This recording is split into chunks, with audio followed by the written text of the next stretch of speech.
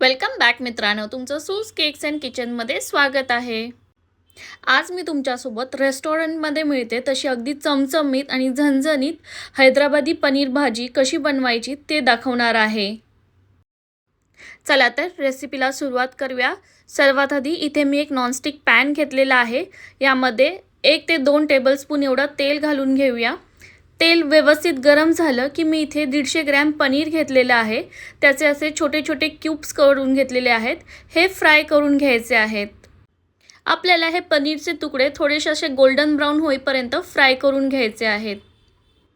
रोज ऑफिसच्या टिफिनमध्ये किंवा लहान मुलांच्या डब्यांमध्ये भाजी काय करायची हा रोजच प्रश्न पडतो, त्यामुळे हा एक भाजीचा मस्त पर्याय आहे। तुम्ही सुद्धा अशी भाजी बनवू शकता। आपलं पनीर मस्त असं गोल्डन ब्राउन झालेलं आहे, हे काढून घेऊया।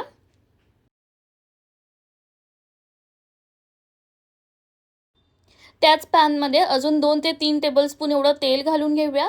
तेल व्यवस्थित गरम झालं की यामध्ये अर्धा इंच एवढं आलं बारीक कापून घेतलेलं आहे आणि 3 ते 4 लसणाच्या पाकळ्या घातलेल्या आहेत। आता आपण यामध्ये 2 मध्यम आकाराचे कांदे रफली कापून घेतलेले आहेत, ते सुद्धा यामध्ये ॲड करूया आणि हे गोल्डन ब्राउन होईपर्यंत किंवा ट्रान्सपरंट होईपर्यंत परतून घ्यायचे आहेत। 3 ते 4 मिनिटातच आपला कांदा मस्त परतला गेलेला आहे। तुम्ही बघाल याला मस्त असा गोल्डन ब्राउन हलका कलर आलेला आहे। आपला कांदा शिजलेला आहे। आता गॅस बंद करून ह्याला थोडंसं साईडला ठेवून देऊया थंड होईपर्यंत। कांदा व्यवस्थित थंड झाल्यावर तो आपण एका मिक्सरच्या भांड्यामध्ये काढून घेऊया।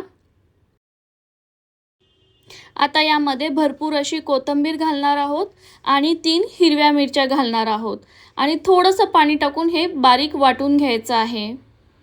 मस्त ही आपली पेस्ट तयार झालेली आहे। आता एका वाटीमध्ये 2 चमचे दही घेतलेला आहे। यामध्ये पाव चमचा हळद, पाव चमचा धने पावडर, अर्धा चमचा लाल तिखट आणि पाव चमचा गरम मसाला घातलेला आहे। हे व्यवस्थित मिक्स करून ह्याची सुद्धा पेस्ट रेडी करून घेऊया। आता त्याच पॅनमध्ये 2 चमचे तेल घालून घेऊया आणि अर्धा चमचा बटर घालून घेऊया। हे व्यवस्थित गरम झाल्यावर यामध्ये आपण खडे मसाले घालणार आहोत। अर्धा इंच दालचिनी, 1 तेजपत्ता, 3 ते 4 काळी मिरी आणि थोडेसे जिरे हे व्यवस्थित परतून घेऊया। आता आपण यामध्ये कांदा, कोथिंबीर आणि हिरवी मिरचीची जी पेस्ट करून घेतलेली आहे ती सुद्धा ॲड करूया आणि याला व्यवस्थित परतून घेऊया। व्यवस्थित परतून घेतल्यावर यावर आपण झाकण ठेवून घेऊया आणि 2 मिनिटं वाफ काढून घेऊया। 2 मिनिटांनंतर झाकण काढून घेऊया। यामध्ये चवीनुसार मीठ घालून घेऊया। व्यवस्थित मिक्स करून घेऊया आणि पुन्हा एकदा 2 ते 3 मिनिटांसाठी झाकण ठेवून याला शिजू देऊया। पुन्हा 2 मिनिटांनी झाकण काढलेलं आहे। तुम्ही बघाल यामध्ये जे पाणी होतं ते निघून गेलेलं आहे आणि आपली पेस्ट मस्त अशी घट्ट झालेली आहे। आता आपण यामध्ये जे दह्यामध्ये मसाले घालून तयार केलेली पेस्ट होती ती सुद्धा ॲड करूया।